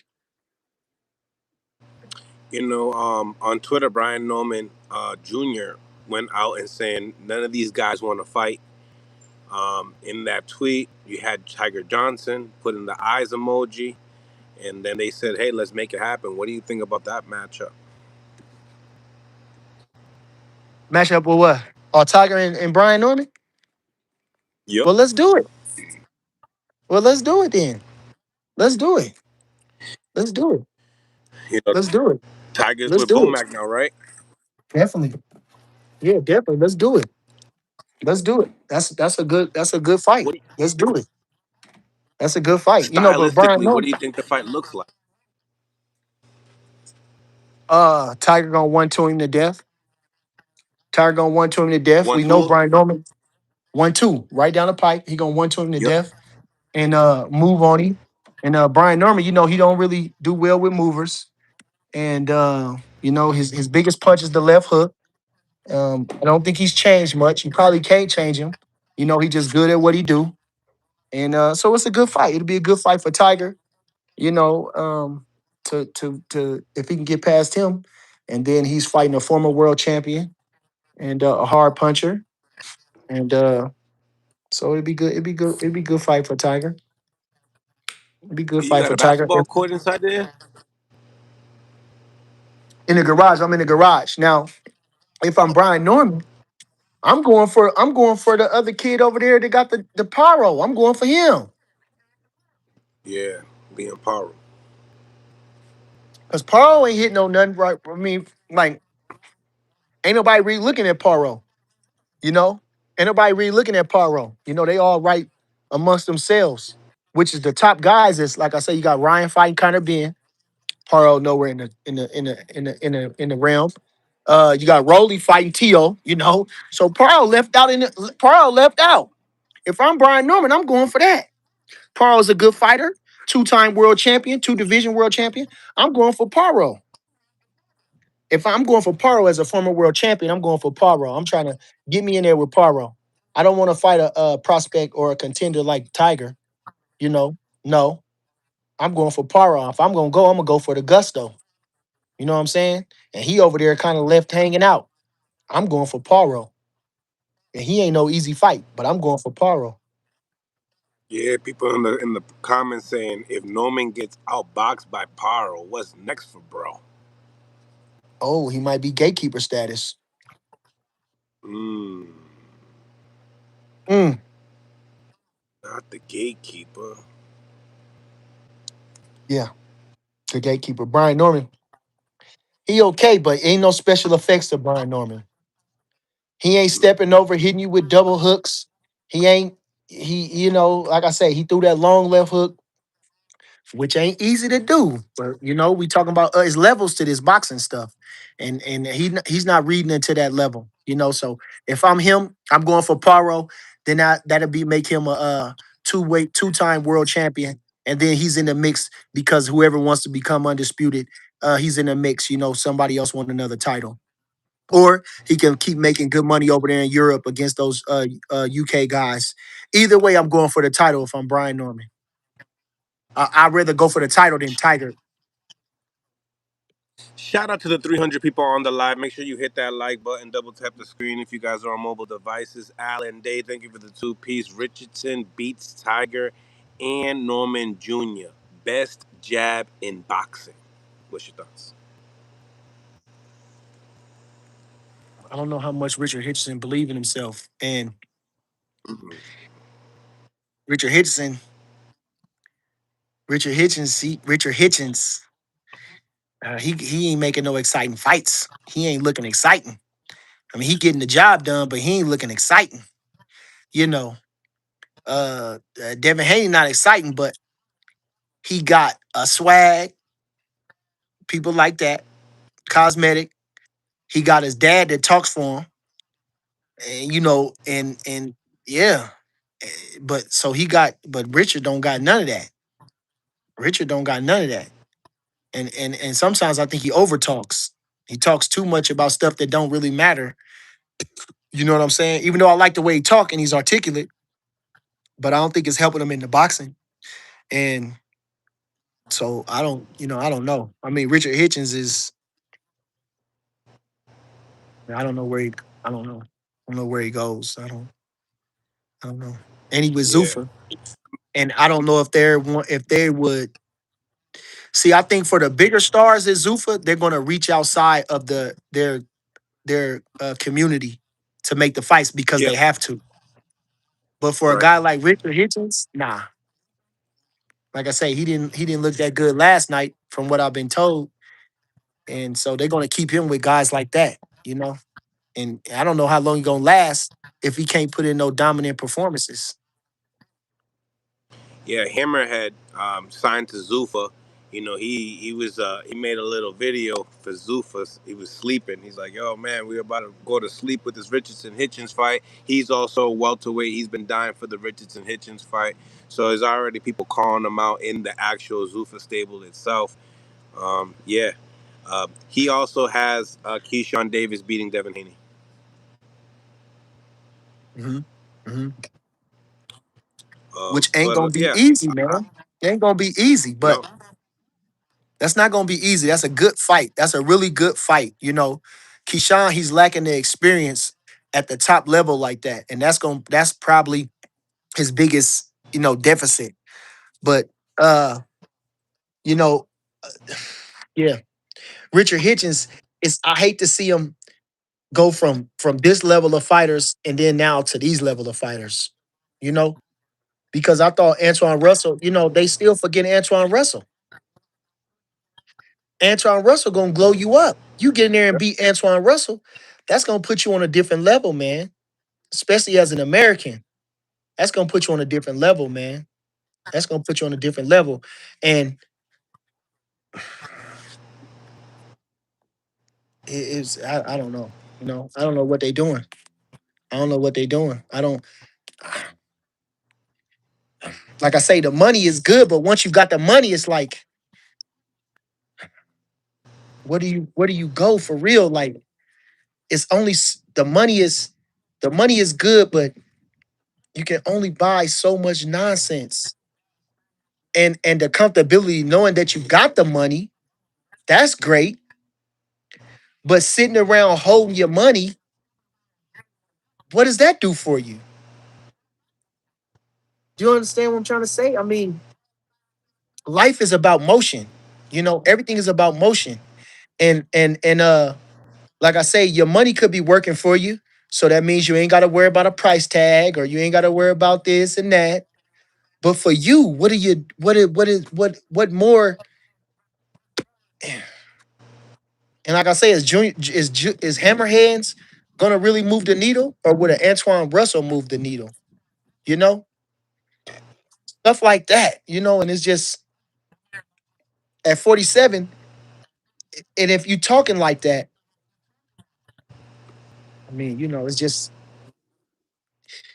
fight. Then if nobody can beat you and you the best, then it don't matter who you fight. It don't matter who yeah. you fight. It don't matter who you fight. And when you got a guy like Richard Hitchens that don't have no special effects, his whole thing is to be fighting the best guys. He don't To have, build that you know, popularity, right? yes, Because you're not gonna yes, get it through the performances. no, no. That's just a fact of the matter. He's not gonna get it through the performances. He's not a Boots Ennis who can just do that. He's not a Roy Jones who could just do that. He's not that type of guy that moves the needle like that from the performances. He needs to be in there with good guys that they think that can beat him or that pose those and he prevails. That's his thing. That's his thing. And I wish, what I'm saying, I be reading all this boxing, and there's plenty of fighters like that. I was thinking about reading they were talking about a guy named Jim Watt, who was a guy from Scotland, who had a lot of couple nice title defenses, but he fought mostly in Scotland. Ken Buchanan, who was a legend and a great fighter, bigger than Jim Watt. Just like I said, that you might not be the biggest star, but you can live, you can build that, you know. What do you think about Africa calling out 135-pounder Javante Davis at the end of the fight? Well, Tank can fight any which way. He can go up. He just showed that ability. But that was just probably a to try to keep him buzzing. One time. Like Try to keep them buzzing. You know, they obviously arguing in the media. You know, now they arguing in the media, so it was really not no need because Tank ain't doing nothing. We just let Tank. Let's leave Tank alone right now. Tank is out of boxing. Tank is out of boxing now. The people they love him so much and they want to see him, but they're hoping and wishing he ain't fighting. Just let Tank let him go. You know, and that's hard to do when you want something so bad. That's hard to do when you want something so bad. In anything, it's hard to do when you want something so bad. But he done. He ain't fighting no more. It's over with for Tank Davis. He's done. He's not fighting anymore. He's done. He's not fighting anymore. Done. Done. What do you mean by done? Like finito? No, no more fights for Tank Davis. He's not gonna get in the ring ever again. He's never getting in the ring again. Hmm. He's never getting in the ring again. Getting into these super chats here. Combat. Thank you for the two piece. Big Mac can't save the Tiger Cub. Norman stops him. Hmm. Fuck you and your mama, bitch ass nigga. Damn. What happened? That comment got you like that, or another comment? He tried to disrespect my coach. Oh, big. Oh, I didn't. I, that went right past me. Ayo Dizzy. Ayo Dizzy. Thank you for the two piece. Can't say you the best when you trying to chase the bag. Okay. Legit. The bags. When you get the bag, you normally the bag comes with the best too, right? When you start fighting the best, the bag You get you bigger. you would think if I'm paying you so much, I'm gonna make you fight these guys, you know? Like HBO For used to sure. make you fight guys, you know, like they made Pacquiao fight Barrera, you know, because Barrera was on such a high level and Pacquiao was ascending. They made them fights happen, excuse me, you know, so you would think, you would think, but the thing about it too that we have to understand, even as a slight um knowledge of a boxer or a fan for real, not just a casual. These guys they don't care about that anymore. They're not caring about lining up against the all-time greats. And they're not trying to achieve what they achieved, you know, and maybe it's the money. You know, the money is bigger than it ever been in boxing now. So maybe it's the money, but these guys are not thinking of that wavelength. They're not doing that, you know. They just not doing that. They just not doing that, you know. So we have to they the best right now though. Those guys are among the best. You know, you can have your pick of who you think is the best of all of them, but they the best, you know. Shakur, Devin, Keyshawn, Tank, you know, they are the best, you know, Abdullah Mason. You know, these guys are the best. They are the best. They are the best. And even the guys that's um you know, there's mid tier that you think Dalton Smith, Gary Russell. You know, they're among the best. You know, they are the best. You know, they are the best. They are among the best. Now, who's the best of them all? We still remain to be seen, but they are among the best for sure. Yeah, for sure. Um, and going back to what De La Hoya was saying about fighting the winner of Tim Tszyu and Errol Spence. I was talking to his first. Well, did you see the video that he put up? So that way, No, and I don't. did you? I don't care. Okay. I don't care. Oscar De La Hoya. So I you don't don't care care. who Virgil? You don't care who Virgil fights next? I'm thinking if I'm like I'm saying, Virgil is hopefully his boots. Listen to what he And says. if Hey, what's up, guys? I am waiting patiently for Tszyu versus Errol Spence. Obviously, Boots Ennis is top priority for Virgil Ortiz. That's what we're shooting for. But imagine this. What if Errol Spence wins tonight? Huge showdown in Dallas Cowboy Stadium. Or if Tszyu wins, huge showdown at T-Mobile Arena in Las Vegas with Virgil Ortiz. Give me your thoughts. Hey, what's up, guys? What are your thoughts? so, no, no, Virgil Ortiz don't need a Tim Zoo. Tim Tszyu didn't look that good. Now, if he would have mowed through Earl Spence and stopped him, and he didn't look as steady as he normally be. Tim Tszyu didn't look that good. So no. If I'm Virgil, we didn't pity pat him too long. It's time to go. If it's not fighting Kelly, like I say, they leaving Kelly out. If we not fighting Kelly, trying to get a strap on, try to get a strap to get that get that title, then it's Virgil, it's Boots. And if I'm Boots, I'm saying it's like this. I don't care about what happened. Things happen in business. Things happen. I never heard Virgil say he'd rather fight Earl Spence. That was like from a manager's man standpoint. So I never heard him say he'd rather fight Earl Spence than Boots. I didn't hear him say that. Either way, a They asked man him is about entitled. Boots, and he said that Virgil's his dream fight.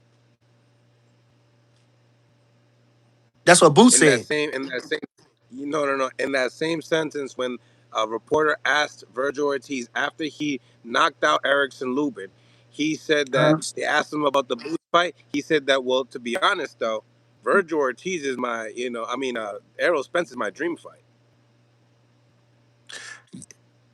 Which, like I say, to be Earl Spence, I don't understand the infatuation and love that the propaganda that they put around that guy is tremendous. Because, like you say, Fundora wanted the same thing. He didn't want to fight Crawford. He'd rather fight Spence after Crawford destroyed him.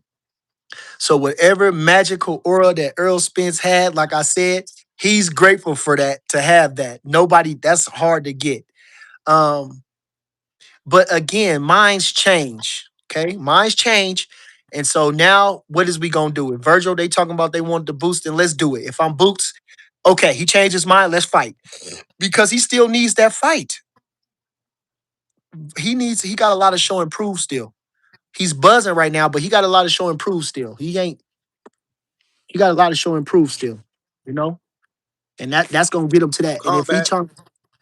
if he's saying Go ahead, my bad. if that's his, he's saying if this the Boost era, then that's there we go then. Then that's the fight. That's how you go. That's how the era goes. You fight bam, bam, bam, bam. You fight them guys. If it's your era, that's how it goes. So you starting with Virgil. Y'all been building up for a long time. It's Virgil. You know? The creme de la creme gonna be against Fundora. He stopped Virgil in somewhat in the way of the fashion that he did uh with Xander. He go up, he beats a guy like Fundora, and wins and beats him real convincingly, look good. Yeah. The bigger guys usually get all the glory and everything anyway. So, he be running it for, and then you put him everywhere he need to go. Boots been talking a lot different. He's showing more of his personality. He's dynamic in the ring. And then he goes on to the other fame, and then you get to see more about him, and then you start transcending boxing for real after that in his own work. Combat. Thank you for the two-piece. Call Bill Mills so we can watch his temperature change. My temperature changed with Bill. Yeah. I never, and it's crazy that y'all say, and again, you're a piece of shit for try to just you paid to say that when Bill showed me a lot of love when he said you know what I mean, and I tore him up for real. When we got him, he talking in Scooby Doo riddles, and I'm talking straight. But for some odd reason, you sucking Bill's dick and trying to act like he doing something different than me. Like, it's- you know, I've had conversations with Bill face to face and told him to his face. I know you only heard one part of the story, but you not listen to the first part of the story. I Don't get told him to into his it, Bernie. no, I'm just saying, I told him to his face how I felt. So to say that my temperature changed when Bill comes on, you just a piece of trash. You paid to say that. You sound stupid. Boots beats Crawford. Thank you for the five-piece. Philly in the building. We know Boots retired Crawford. Okay. He knows what's up. just like Boots Okay. told him on Gilly and Wallow. You don't want to fight, bud. Hmm. Tuck your tail. He said you didn't want to fight, bud. I don't think he said that. I don't think he said that. But whatever you want to hear and whatever you want to believe, okay. But I can assure you this. Bud told him, tell me you will knock me out. Go on anywhere and tell him you will knock me out. Say my name. Tell me you will knock him out. He still won't say it. Right now, you can call him up. He still won't say it. You can call him up and tell him to say it. Tell him, say, Crawford, I'll knock you out. Bring your old ass back. I want you. I'm sick of you. I'll beat your old ass. I knock your ass out. Anything of that manner. He won't say it. You can give him $1 million. He won't say it. He won't say it. Talking about Crawford already said, you know what to do. Tell me. Tell me you will knock me out. Tell me, say it. He won't say it. Everything is he retired and and this and that. And I ain't mad at him for that. I'm not mad at him for not saying it. But like I said, you want it more than he wants it. When Crawford said it, did you feel when he said that? Did you feel like Ennis was gonna eventually, say it or no? He had You plenty know of he was time to gonna say go. it. He ain't saying it. He not even getting mad. He not even getting mad. They everywhere he go, they gonna bring up Crawford. Like you said, he was just on Ak and Barack, right? They brung up Crawford. Everywhere he go, he was just on Breakfast Club or where they bring up Crawford. Everywhere they go, they bring up Crawford. He never don't say, man, I'm sick of y'all bringing up Crawford. I'm sick of, I need to know for myself. Nothing. He don't never say nothing. Nothing. He never says nothing to Gold Crawford to come back. He never says nothing. That's all I'm saying, y'all. And this is the thing that, again, they just say stuff to rile me up. And that's it. They don't even, it's only to try to rile me up. But I try to say things to try, if they're not looking at it, to open their eyes. You know? I just to open their eyes, bro. I mean, come on now. If why would I not do that if I know I can beat this guy? Why wouldn't I? Crawford, why wouldn't I want to do that? That's gonna glow me up even more. That's how I go shoot from here to here. But then what weight would the fight be at? Would it be at 68? Crawford a 68 pounder. Shit, it would be wherever Crawford would want it to be.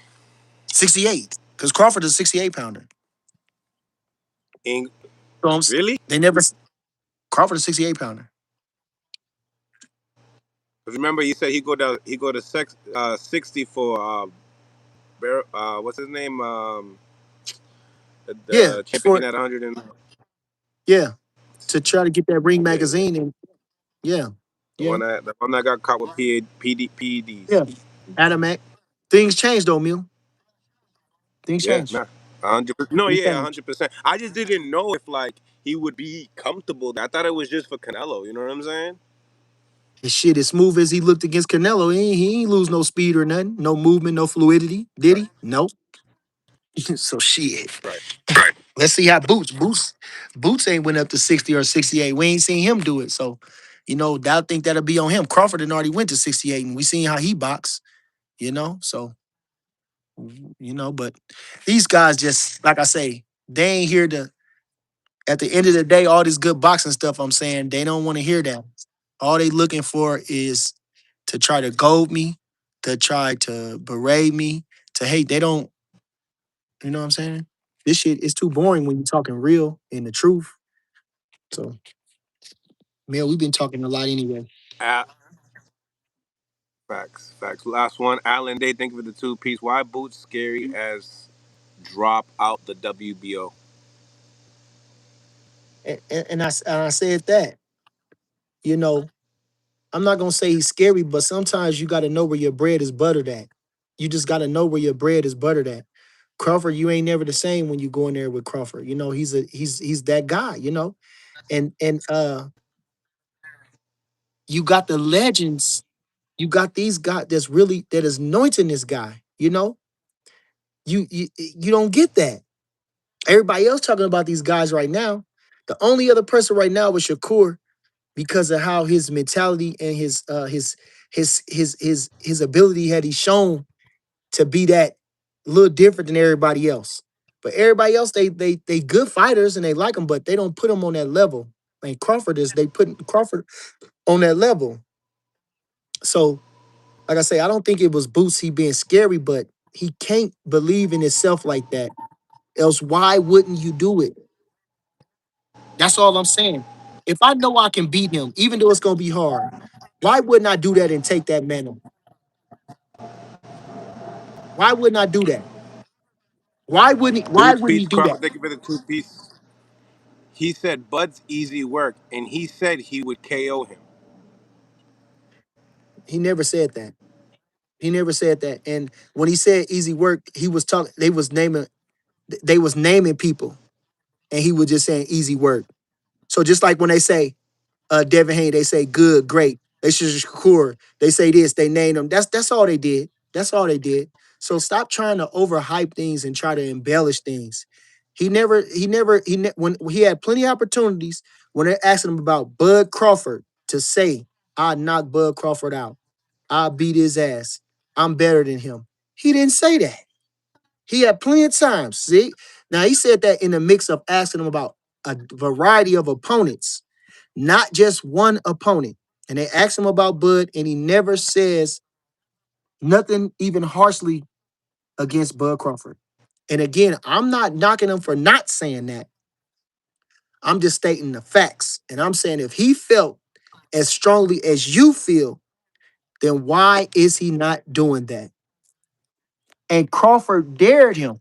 So it's not like he's going out of his way to disrespect the champ or nothing like that. Crawford dared him to say it,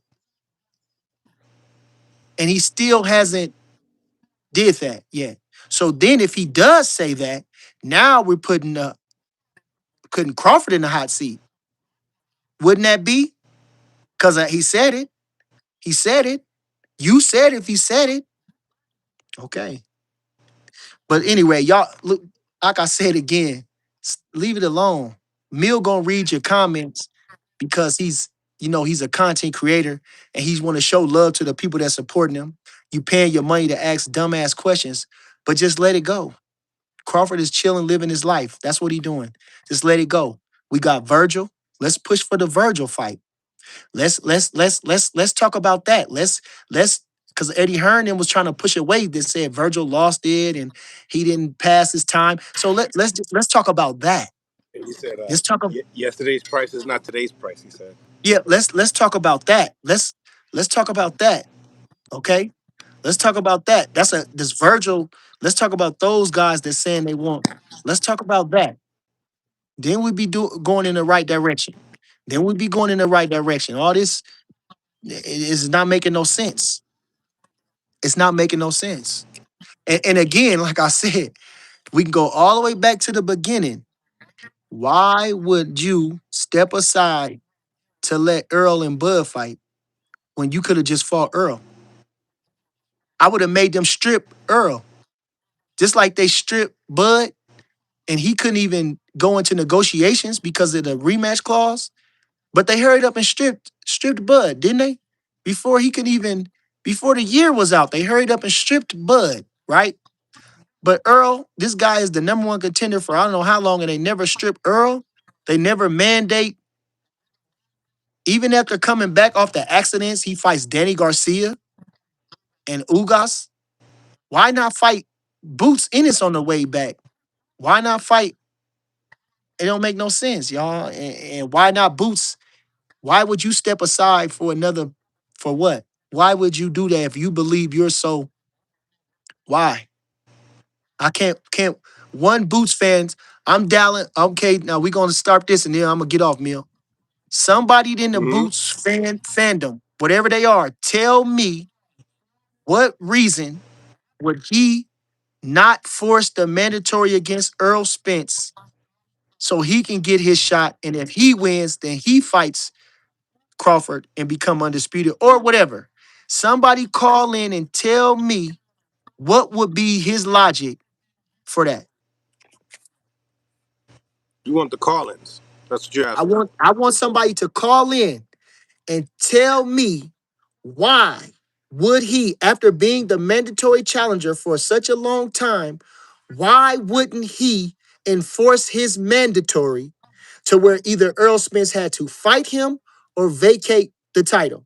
First, that's what I want to know first, so he can even get in the mix. Because we know he was in WBO and he never pushed for the WBO, whether it been through YSM, through anybody else that he can get this out to. He never pushed for the WBO. Neither did Virgil. Okay. So he didn't try to go the WBO route, even though he was highly ranked. Okay. So if you believe you deserve something and why would you not step up to the plate in anything? Please, somebody tell me that. This is for Call in anybody. right now on Mill City Boxing Live. Make sure you guys hear the question out. Ask the question one more time, Bernie, and we are live on Instagram for Tell anyone that me, wants to come in. why didn't he either push for either one? Why didn't Boots push for the Earl Spence mandatory or the Crawford mandatory to WO? Somebody tell me what would be his premise of not pushing for those spots. First caller coming in. What's going on? Where you calling from? I got a feedback though. Can you hear me now, Mill? Yeah, better. Perfect. All right, bet. Hey, tell Bernie, man, he's speaking too high level for all these unboxing fans, man. He already know the answer to his question. You know what I'm saying? It's really rhetorical. He know what he's saying is true. Boots ain't really want that fight with Terrence Crawford. Like he said, he would have pressed for it. You know, he wouldn't have never let nothing get in the way. I like Boots as a fighter, but just like Bernie said, you know, Terrence said, you know, say my name. And he ain't really said it.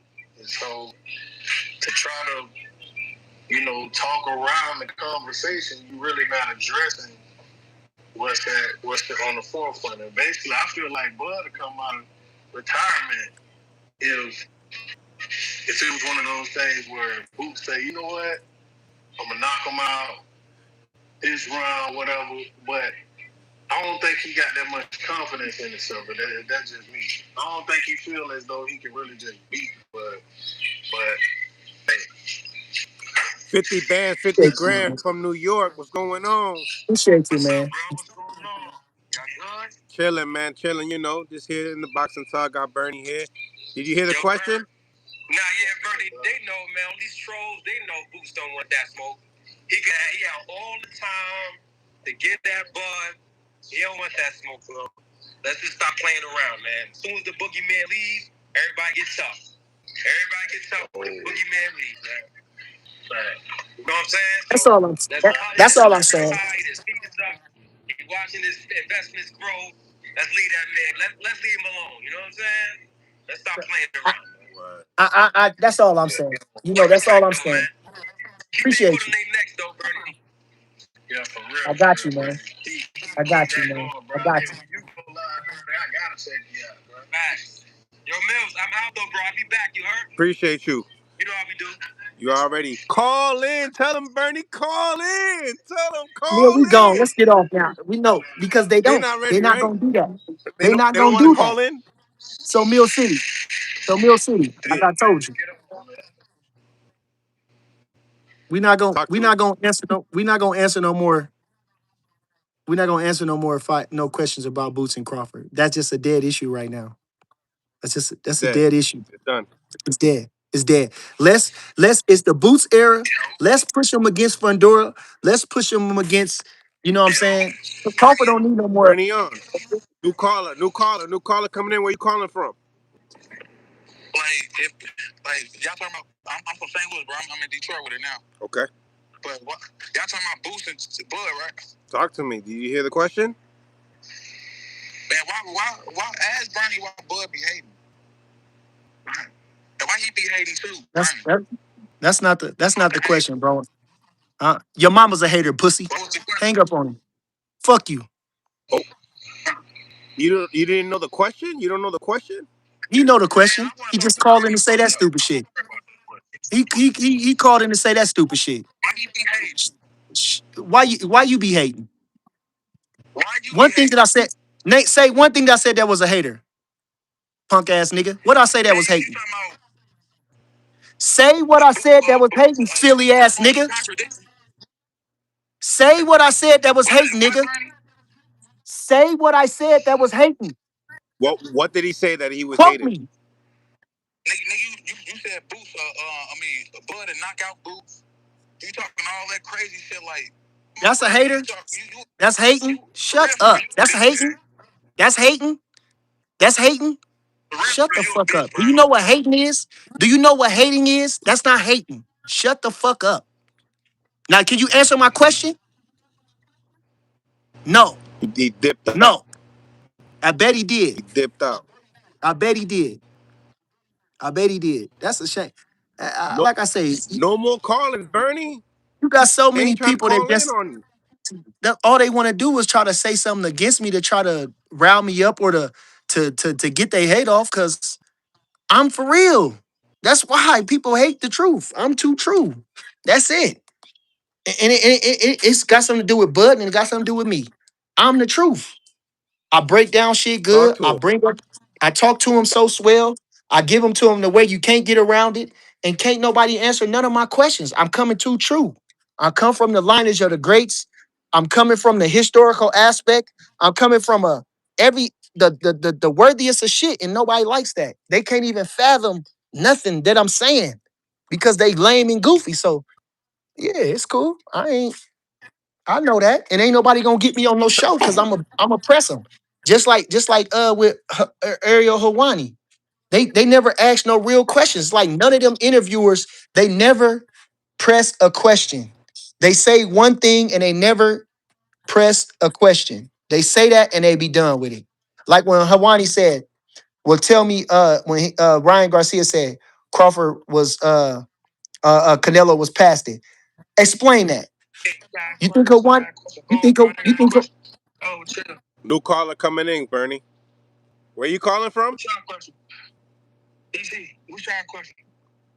Oh, you gotta know the question, bruh. You calling in, don't know the No, question. listen.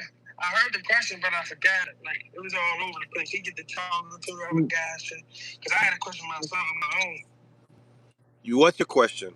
So, listen. Remember when Bush became the email champion, right? Yep. Why didn't Terrence Crawford go get his belt back and become undisputed once again at 147? Why he didn't go and get his belt back if it got taken from him and Boost was going to be easy and all this? Why? Because why Okay, he so you didn't want, become so you want, okay, so undisputed? okay, okay, so Go do you ahead, want to go. listen? So you want to listen? Yeah. Okay, okay, so just listen. Okay, so the reason why is because Crawford and Spence had a rematch clause. Okay, they fought July the 29th, right? So they have a rematch clause set already. Okay, so before they can even discuss the rematch clause details, the IBF stripped Crawford of the championship. So even though they stripped him of the championship, he still had a rematch clause. Okay. So he couldn't go into the fight with Boots. He couldn't even negotiate. Now, him having a hard time making 147 pounds, he moved up. Okay. He moved up. Mm-hmm. So that's why he didn't go because he moved up. And he couldn't go into negotiations with Boots because of that fact of the rematch clause.